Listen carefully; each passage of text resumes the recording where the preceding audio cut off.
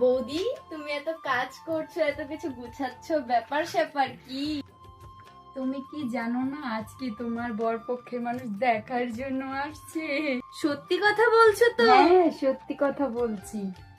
হ্যাঁ রে বাবা, হ্যাঁ, মা বাবা ফোন করেছিল আজকে তোর ছেলে পক্ষের মানুষ দেখার জন্য আসবে। এখন তোমার কাজ, তুমি তাড়াতাড়ি রেডি হয়ে যাও, আমিও কাজ কাম সেরে রেডি হয়ে যাব। কখন যে ওনারা এসে পড়ে। মোটামুটি তো সব আমার গোছানো হয়ে গেছে। এই রাধা, তুমি কি রেডি হয়েছো? হ্যাঁ বৌদি, রেডি হয়ে গেছি, প্রায় শেষ।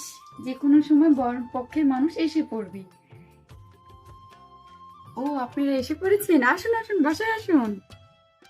হ্যাঁ, এসে পড়েছি, আপনাদের সাথে দেখা করছি। বসেন। ভালো আছেন? হ্যাঁ, ভালো আছি। আপনি ভালো আছেন? হ্যাঁ। বসো শুভ। কেমন আছেন দিদি? হ্যাঁ, ভালো আছি। আপনি ভালো আছেন? হ্যাঁ, ভালো বাড়ির আছি। সবাই ভালো আছে? হ্যাঁ, সবাই ভালো আছে। এগুলো কি দরকার ছিল? আরে না আনলে কি হয়?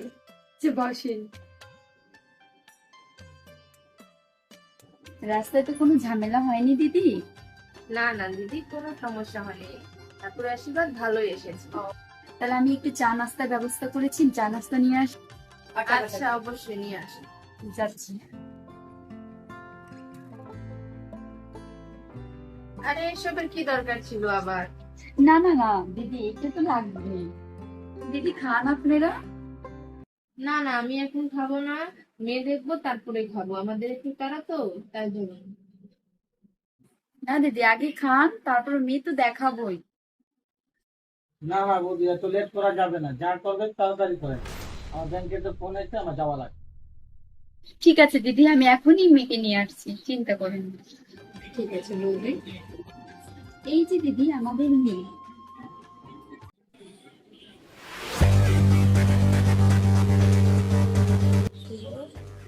দেখো তো মেয়েটা পছন্দ আছে কিনা।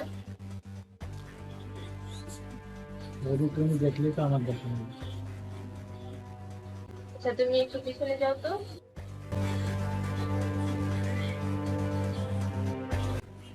তোমার চুলটা দেখি।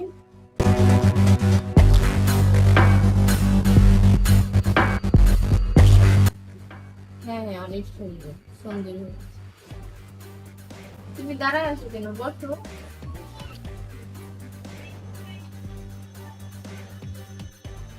নাম কি তোমার? রাধা। কোন ক্লাসে পড়ো? এবার এসএসসি দিলাম। আচ্ছা রাধা, তুমি একটু নাচো তো, ঠিক আছে? চলো বাসন। শুভ, মেয়ে কি তোমার পছন্দ হয়েছে? হ্যাঁ, মেয়ে তো পছন্দ আছে বৌদি, এখন আমার কিছু কথা আছে। কি কথা আছে আমাকে বলতে পারো, কোনো অসুবিধা নেই। আমার কিছু চাওয়া বাবা। কি চাওয়া পাওয়া থাকতে পারে? আমাদের তো সবকিছুই আছে। তোমার 4টা গাড়ি আছে, 10তলা বিল্ডিং আছে, তুমি একটা ব্যাংকের ম্যানেজার আছো।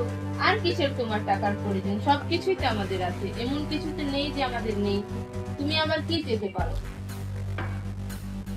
বৌদি, আমার 10 লক্ষ টাকা লাগবে, একটা BMW গাড়ি লাগবে, 10 ভরি স্বর্ণ লাগবে। তাই নাকি? হ্যাঁ, তাহলে আমি আচ্ছা, বিয়ে দেখি। করবো, না হলে বিয়ে করবো না। আচ্ছা দেখি, আসুক, কথা বলি মেকআপের সাথে, তারপরে কোনো কথা হবে।